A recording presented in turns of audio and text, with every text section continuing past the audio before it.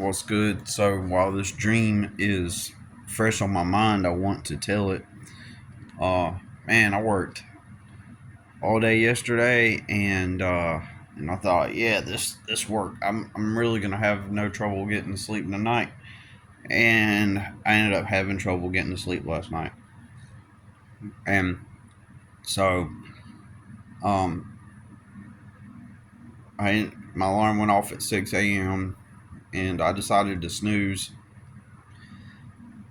And today I have kind of like a loose day, sort of. I have to I'm gonna get into this dream in a minute while it's still fresh on my mind, but I'm just saying, like, I gotta, I'm gonna go clean out my truck today and then do an hour or two at this customer's house where I'm cleaning out my truck. She'll let me clean out my truck while I'm there. And then, I gotta come back here and mow the lawn, which takes a couple hours. About an hour and a half, actually, but, I say a couple hours just in case there's, like, some kind of. I mean, there's a little extra stuff I got to do as well, like weed eat, and when it's in full spring, when it's in full growth, like it's kind of slowed down. But when it's in full fast growth, it is like uh, it can take me 3 4 hours, from weed eating and all the just this yard is just nonstop. Just put it that way. So the mowing alone was an hour and a half. Uh, or 2 hours. No, actually, an hour and a half to do the front, and then about 20 minutes to do the back.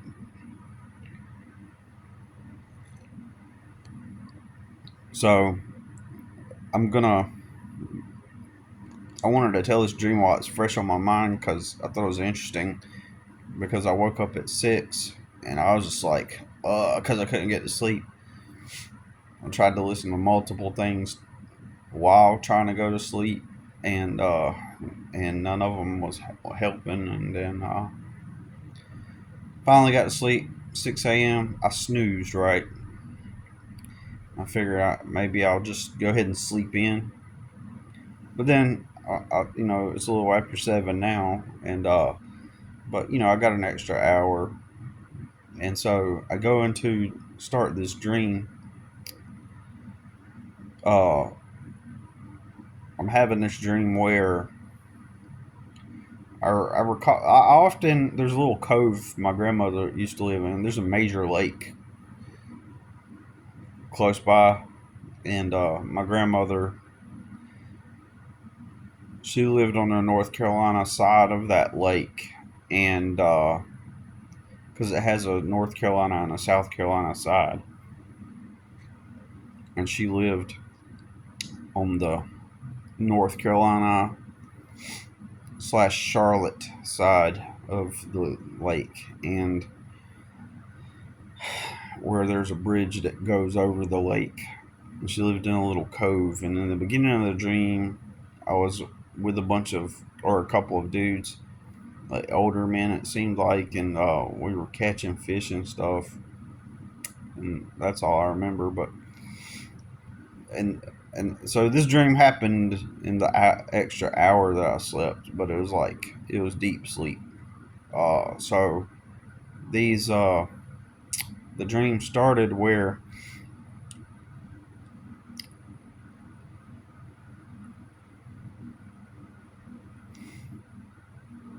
I went into this.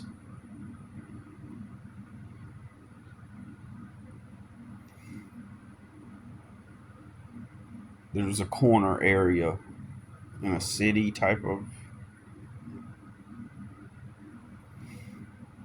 Well, it was a property kind of like it had a fair on it or something, or carnival, right? And inside of it was like a. When I got inside, at first it seemed like it was on this property, right? But when you go inside, it's like you're inside of a city, and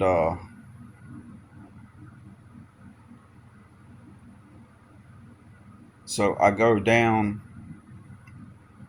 into this one area that seems like a cafe, right? Seems like a corner cafe, or maybe even a coffee shop. And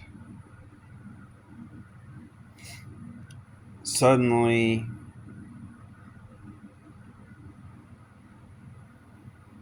I can't remember if I'm doing thinking the order of it all correctly, but anyways, suddenly I'm talking to this guy that's popular on the internet named Justin Nunley.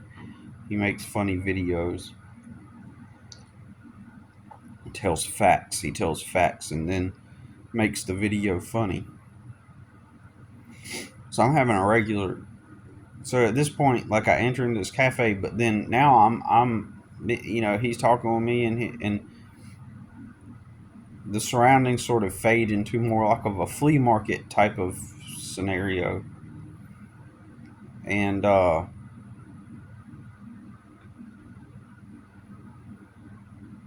so the surroundings begin to change,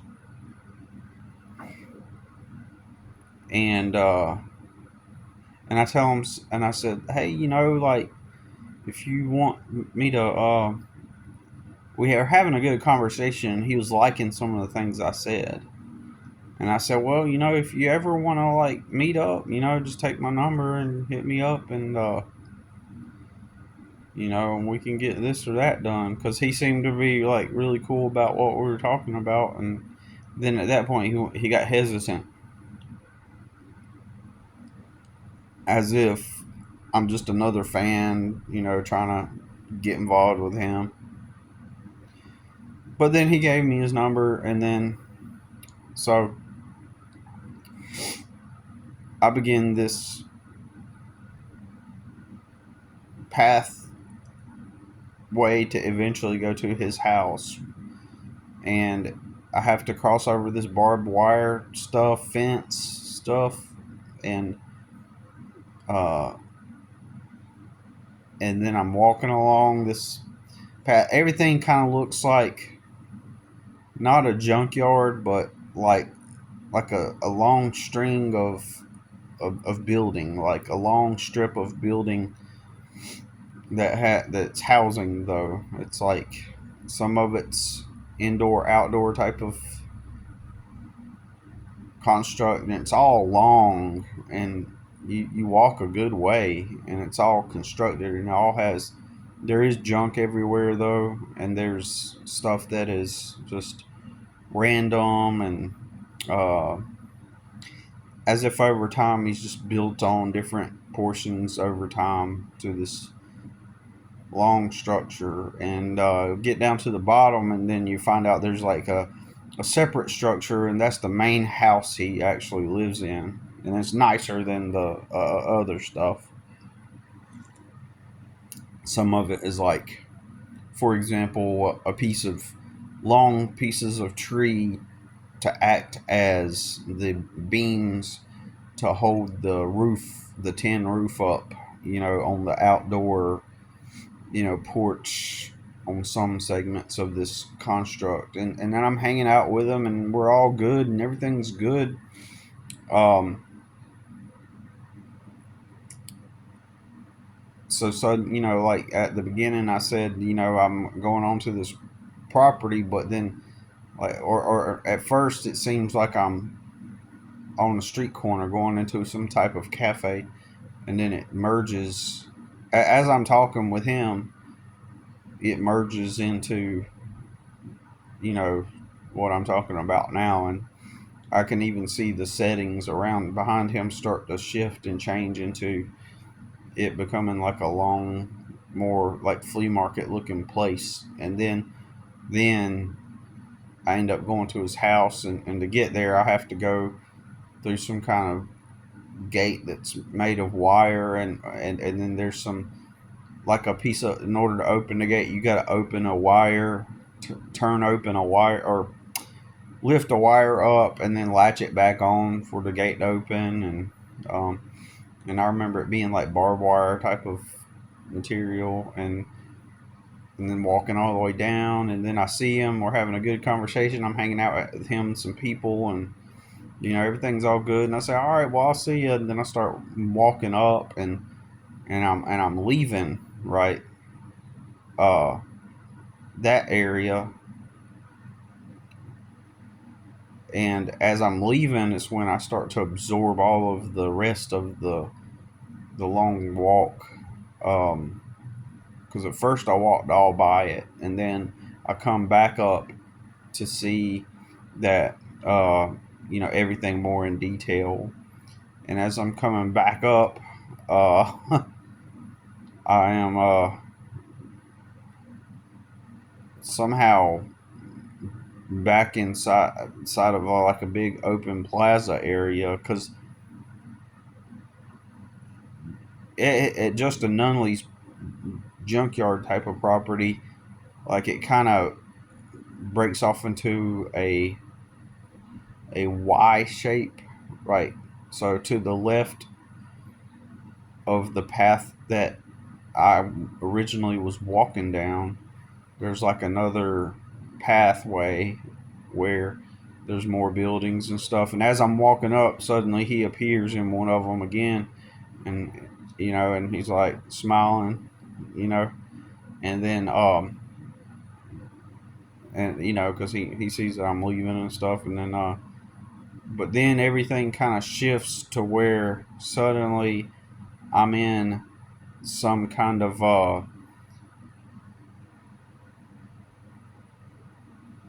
open area as I begin to walk. Like, it's almost like it takes all the scenery changes, and suddenly I'm in this big open plaza where uh, it feels like it's a merge from the lake. It feels like it's connected to the original lake part of the dream, but there's an open area now, and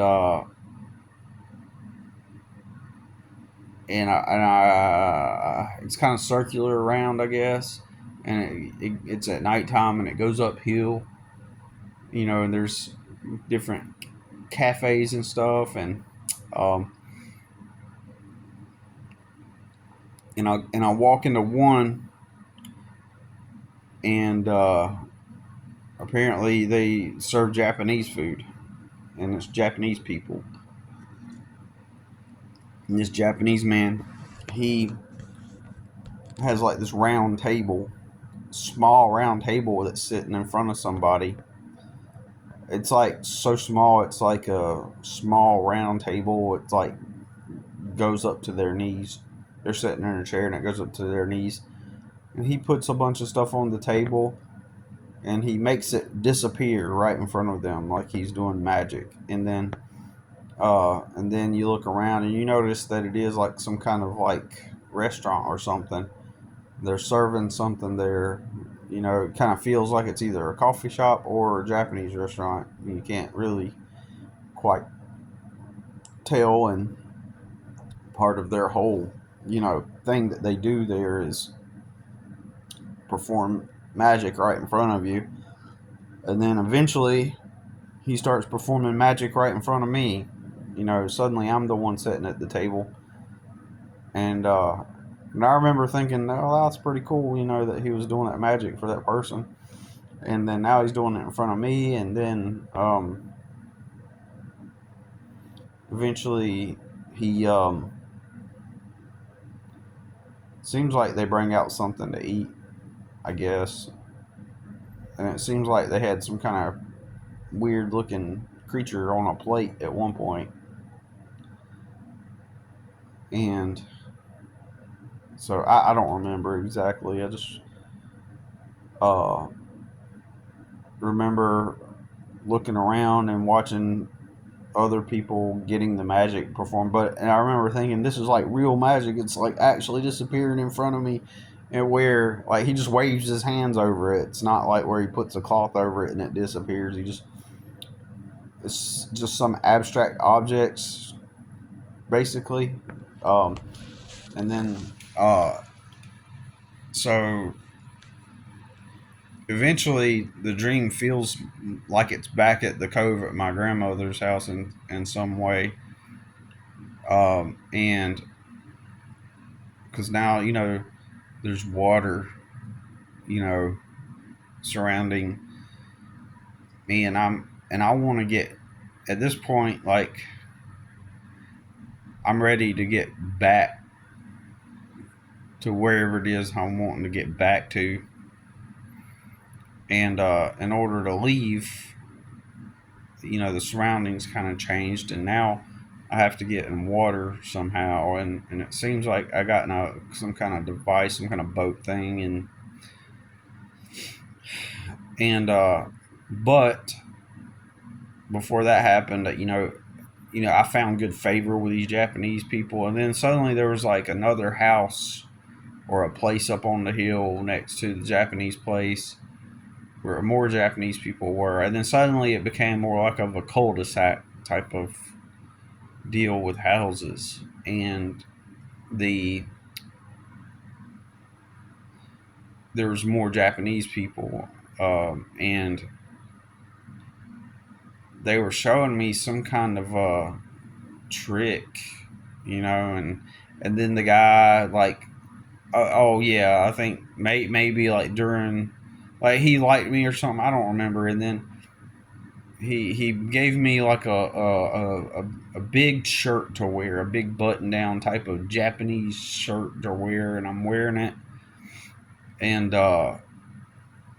at the restaurant or something, and then like I left with it, not thinking, right, that I was supposed to give it back or something, and but now I was ready to leave. That had been over with, and I went back to where, physically where my grandmother's house would be in a cove, if that cul-de-sac was the cove where my grandmother lived, and I'm in this water object, and they see me, and they're like angry that I haven't given them back the shirt. So I go and give them, I go to give it back to them, but now, at this point, they think that I've deliberately run off with it, and so they're like, basically implying that that's disrespect, and but they're not speaking in English. None of them are speaking in English, and so we're just communicating through body language and expressing ourselves like that. Um, so so then, uh, we end up I end up going. Sorry, I'm trying to. Somebody texted me just now, my customer, and so it distracted me. So, um, so I go and da, da, da, let me think. Get my thoughts back together. I'm around the Japanese guy. Oh yeah, and so suddenly I go to this other house that's next to the Japanese restaurant, and I'm trying to give it back or something like that, and almost like that. I feel like they kind of were trying to force me to come, like physically force me to come up to the house, like I was in trouble now, right? And then and there's this guy who's a little bit shorter than me, but he had like fit muscle and everything. Like he was really in shape, and he had his shirt off, and he had muscle, and he had an umbrella, and he kept tapping me with it like hard, like I deserve it. Like he kept hitting me with it, and then finally, and I was like, dude, it's just a misunderstanding or something like that. And I grab the umbrella and I push him, and I'm like, dude, what the fuck, dude? Like, it's just a misunderstanding. And then I tried to explain to them, hey, we have misunderstandings or something like that. And I was like, we don't need to go around hitting each other like this tough guy here. And then I tapped him on the shoulder, like, but more like in a friendly but assertive way. trying to bring the peace, you know. Um, so eventually I start to leave, and I'm kind of like, seems like I'm on bad terms with them, and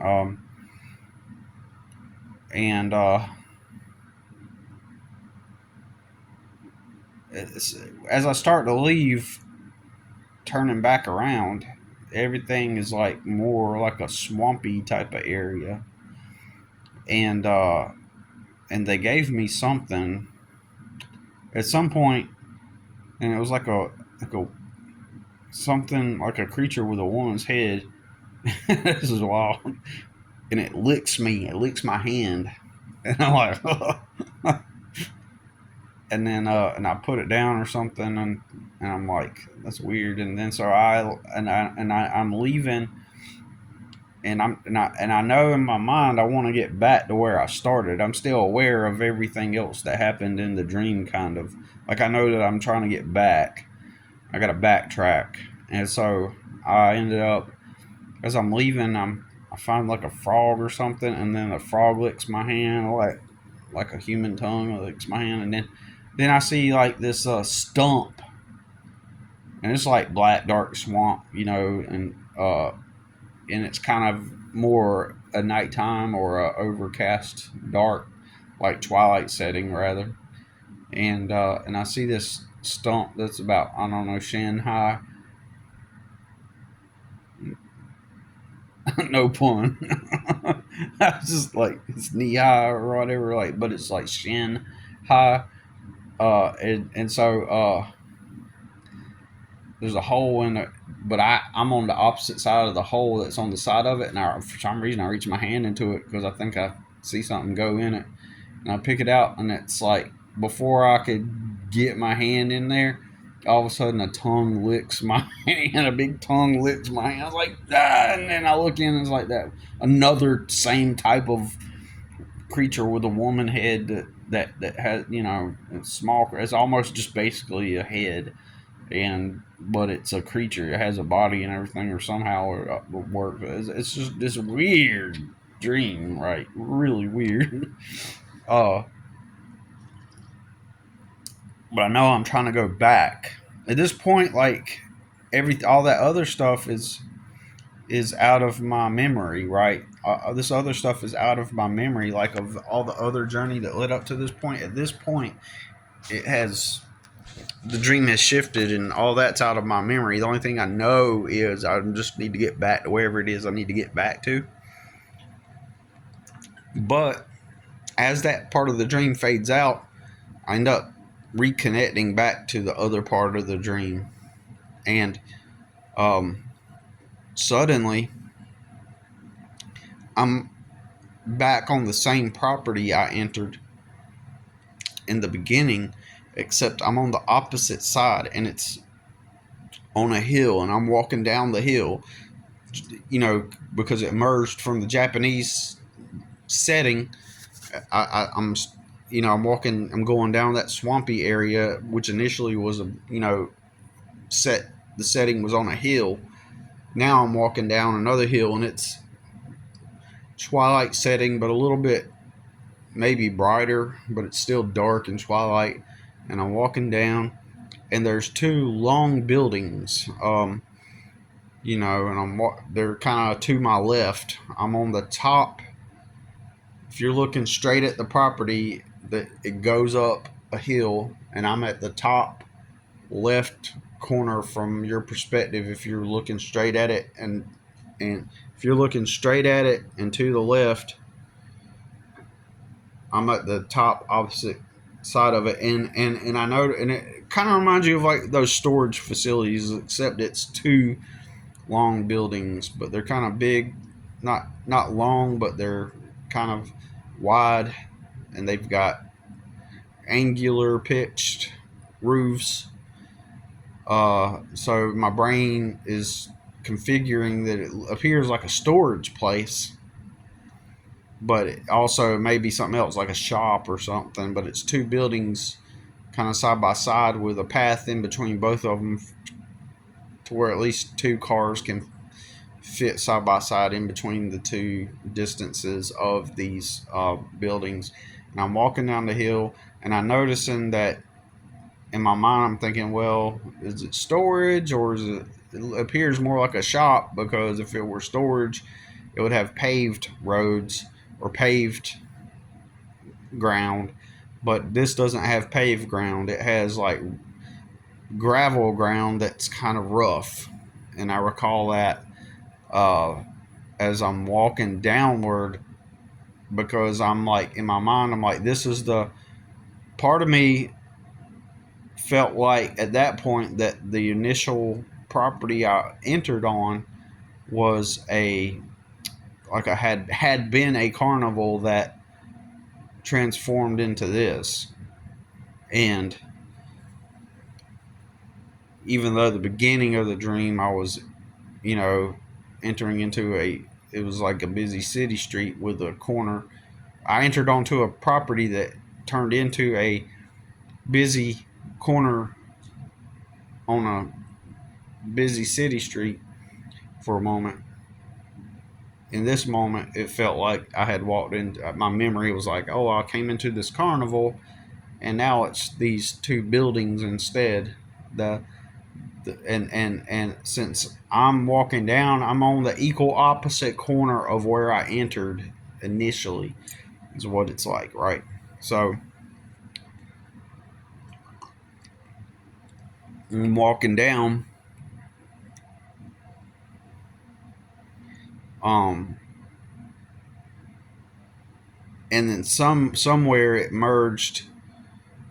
Like I'm looking for things to get back, right? I'm looking for somehow it merged into like I'm walking down a path now, and then I noticed a wire gate, like barbed wire again, and I was like, ah, I'm supposed to walk this way. This is where I came in, even though that does not linearly make sense.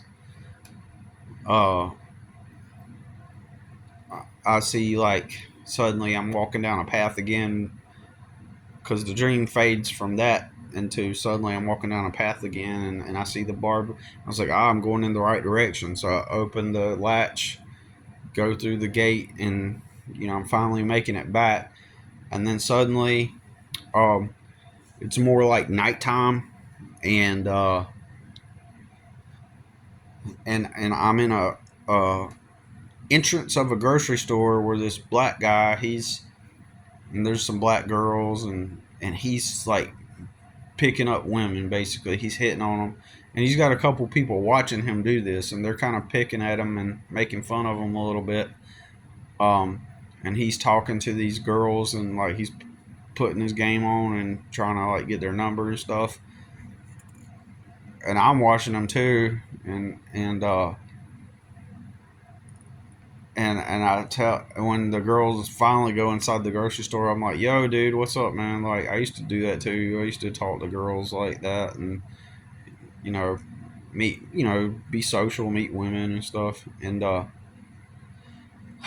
I told him that, and I shook his hand, and like, there's nothing wrong with meeting people, and if you see somebody you want to talk to, um, and I told him that, and then that was the end of that. And then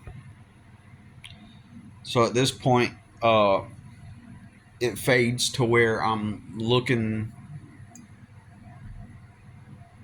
I'm at now. I'm at the front of that property with the two buildings. It just fades into where like suddenly I come out, and I'm back where I started, technically, where I was entering into the cafe, except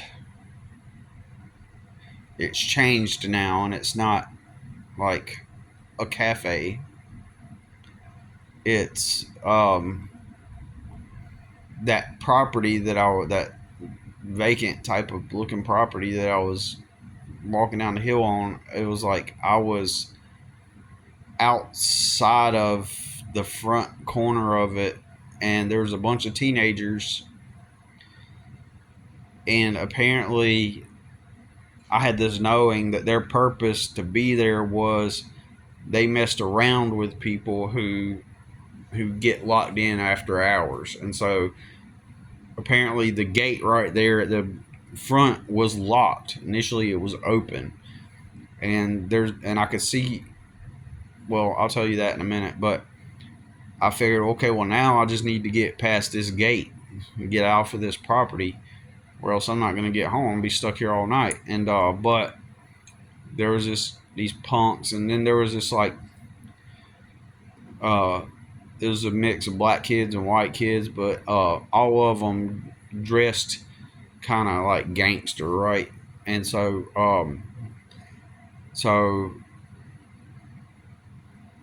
there's this what looked like a 12, 13-year-old boy dressed in all gangster and thug. I seen his like he had the necklace and stuff, and he's like, "Yo, where the fuck do you think you're going?" Is what he told me. Because I was like trying to figure out how to get around them because they were all leaned up against this gate, and I was didn't say anything, and I remember thinking to myself, should I punch this little punk in the face, and then finally he kept getting up to me, getting up close to me. What do you think? Where the fuck do you think you're going? And at the same time, I was like, man, I can't hit a little kid, but at the same time, if I hit him, all these people are going to jump me, right? So I was trying to figure out how to get over, and then finally I was like, the way there was like the main gate that opened, it was like one of those gates where it's long and metal, and it was yellow, and you put a lock on it, and it's two of them, two arms open, and so I uh run. So I look over to the side and I see like a part where like it's just a fence, and it's part of it's made of barbed wire. And uh and I figured if I run and I can jump, and I can jump over that barbed wire part, and then I can be out. And at that point I realized that my truck was actually on the other side of the gate and not locked inside, because part of my mind was like frustrated that I was locked inside, but then I realized it's on the outside. So I jump over that part, and but then the dream changes, and now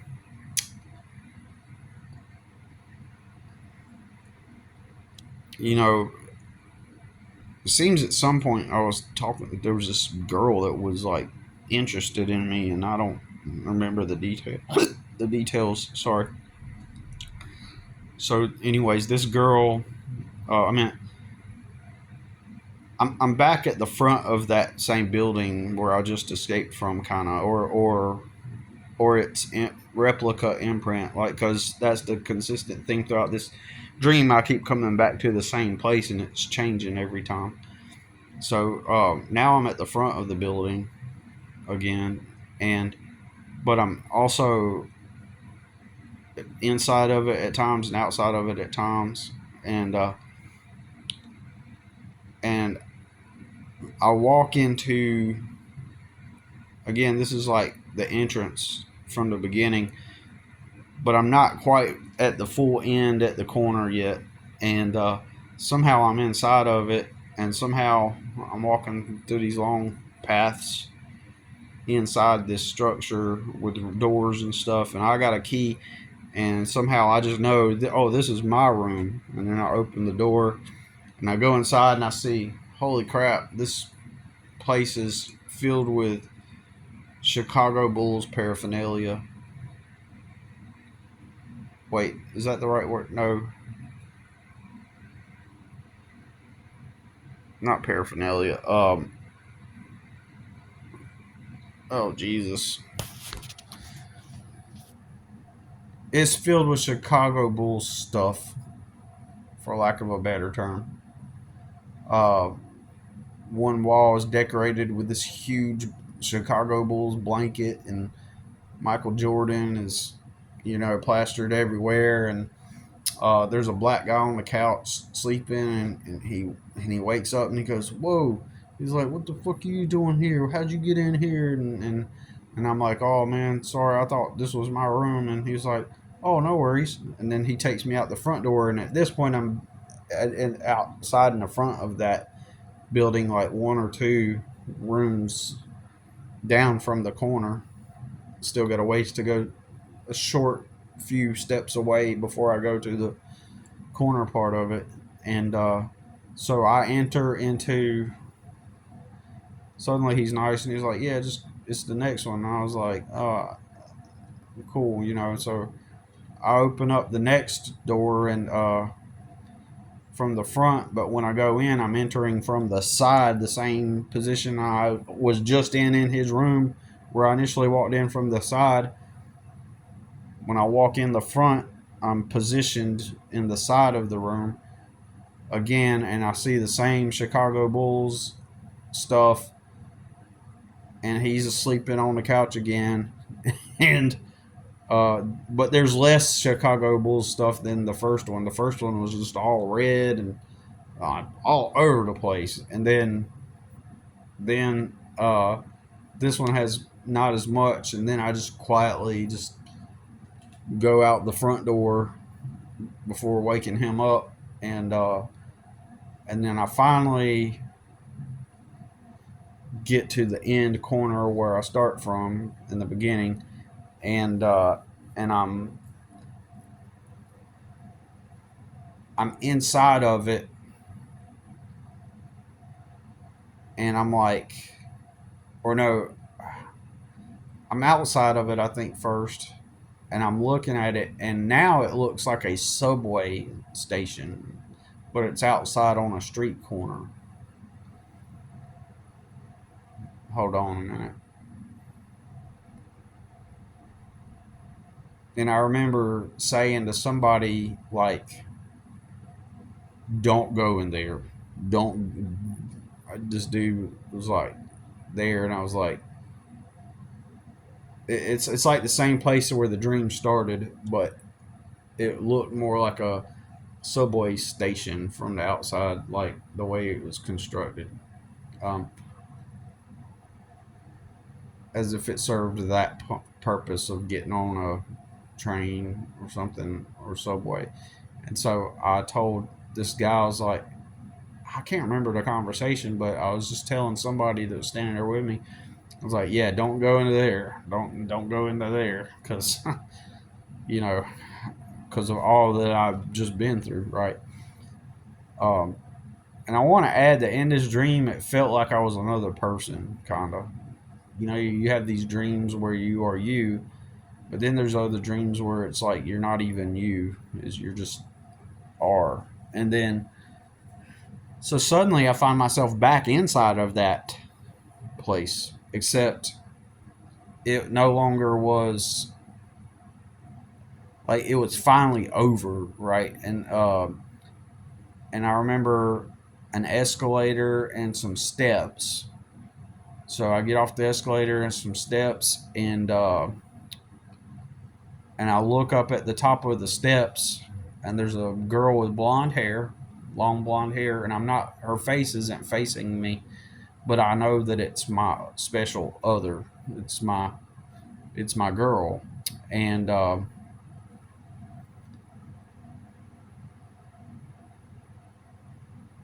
and I remember telling somebody or asking somebody, "How long have I been gone?" And they said, "For 2 years."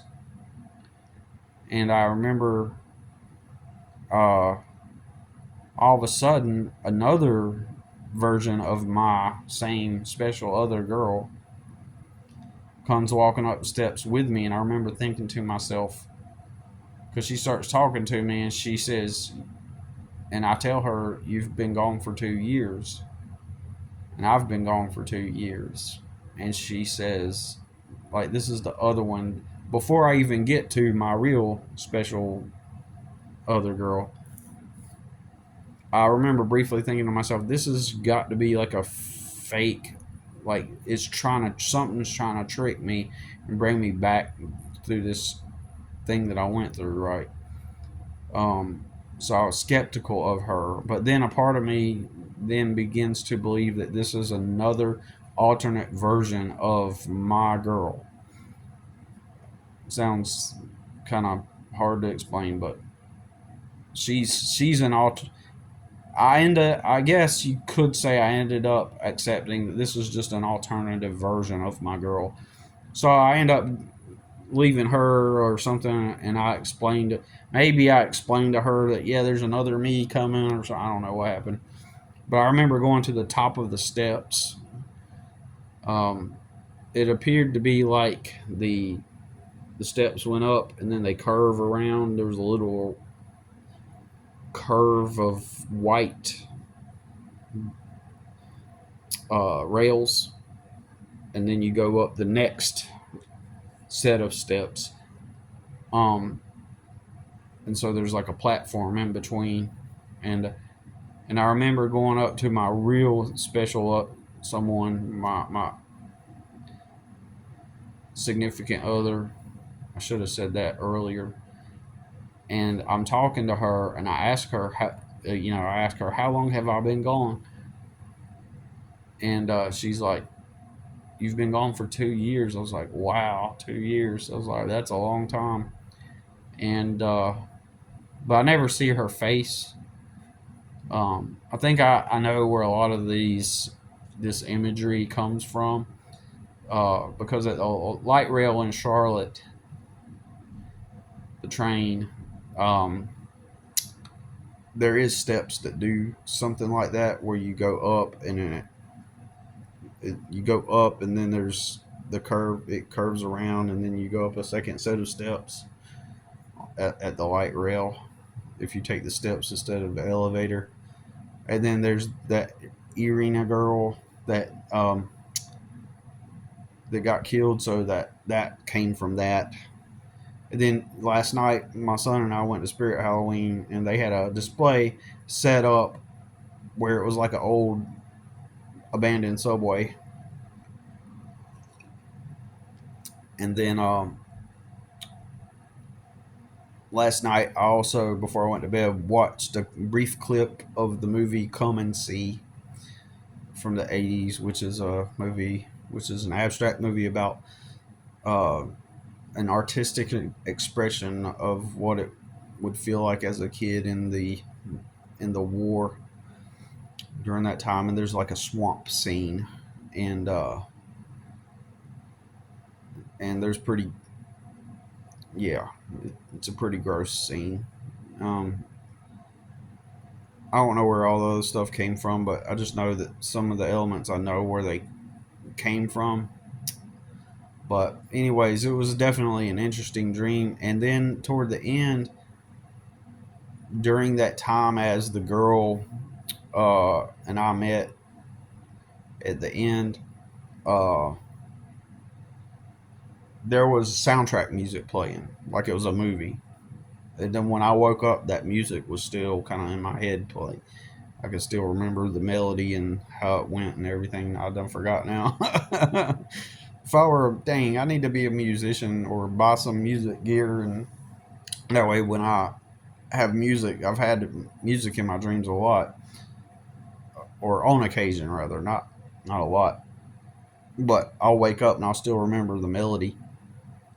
It'd be cool to be able to wake up and immediately go record that and be like, yeah, this song was playing in my dream, you know. But yeah, so I woke up and it felt like the end of a movie. Like when the end of the dream felt like the end, like I finally made it, right? I finally made it back. So that was my dream. 44 minutes, holy crap. All right, y'all.